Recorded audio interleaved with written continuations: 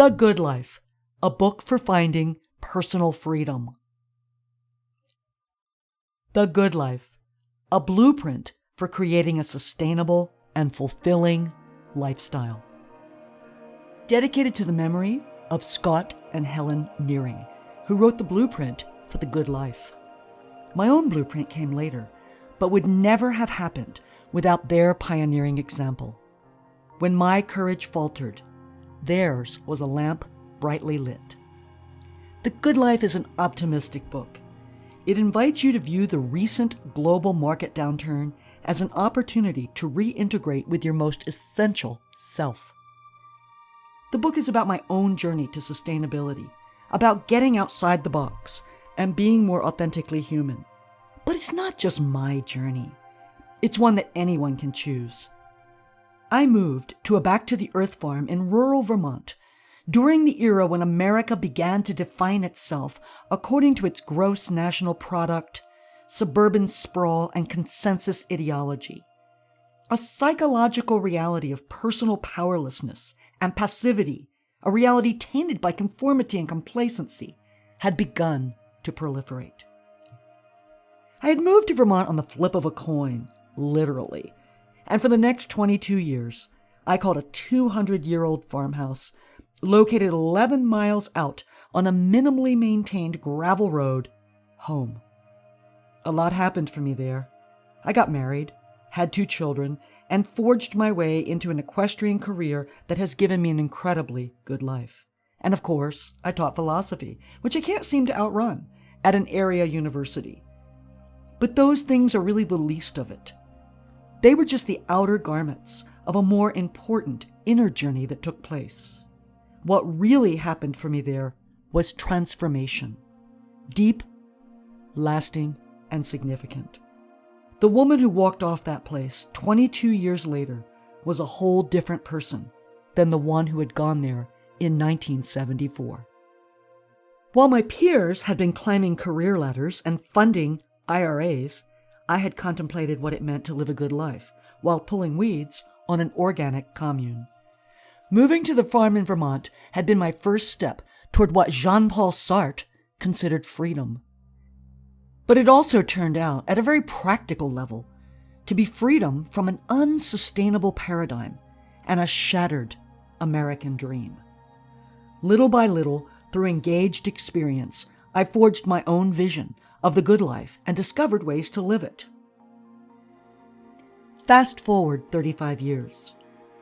These days, I live at the foot of Mount Shasta in California at a quiet philosophical hermitage where we practice radical sustainability.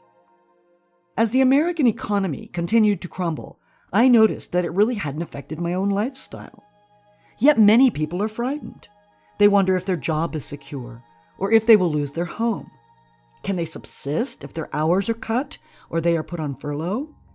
For many, it seems as if their world is falling apart. But I don't feel that way. I feel instead that we are being offered an opportunity to take a long, hard look at a paradigm that is in desperate need of revisioning. My lifestyle, which had always seemed a bit atavistic, suddenly seemed like it was light years ahead of its time. Had I, so many years ago, actually stepped backward into the future? Are some of the practices that are so central to my lifestyle things that could possibly stabilize a topsy-turvy world?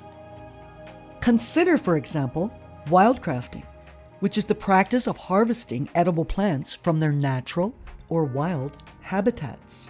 It means literally discovering that the woods and fields are a table always spread. It's seeing the world as a garden. America's hunger problem could be reduced if people reinitiated the ancient art of wildcrafting. Families could find food, and lots of it, right in their backyards.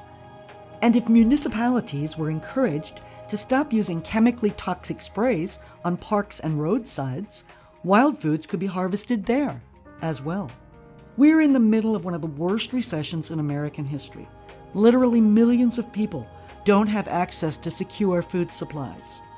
State and local governments are reeling in debt. Yet instead of encouraging wildcrafting, we continue to spend millions of tax dollars spraying toxic chemicals on precious wild edibles. Another way, of course, to supplement food supplies is intensive organic gardening, which means producing lots of food on relatively limited amounts of land.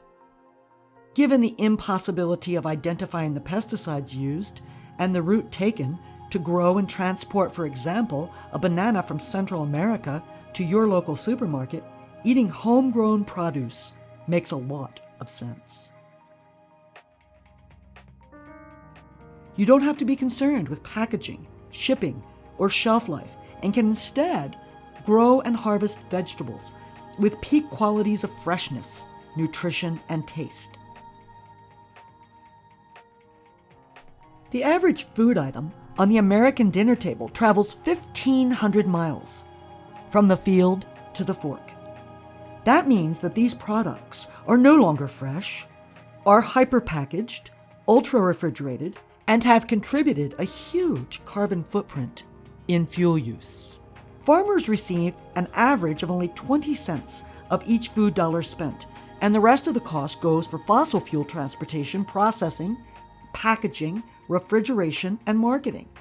This definitely isn't an economic structure with which any of us could be comfortable. Food and economics are intimately related. The typical family spends between 15 and 20% of their overall household budget on food. Much of this money is not spent supporting local communities, but goes into global corporate food chains that actually destroy local culture and economics by being more concerned with their profit motive than they are with people or planet. Sustainability begins with finding more ways to eat seasonally, locally, and fresh from field to fork. The commercial food industry has refined the science of taking cheap commodities pumped out by agribusiness and processing them into foodstuffs that are downright harmful. Food is more than mere fuel, and for food to rejuvenate us, we need a relationship with it. Stuff wrapped in plastic approaching its shelf life on a non-recyclable piece of styrofoam is no match for a super tasting smoothie made from freshly picked garden greens mixed with wild-crafted blackberries. Mmm.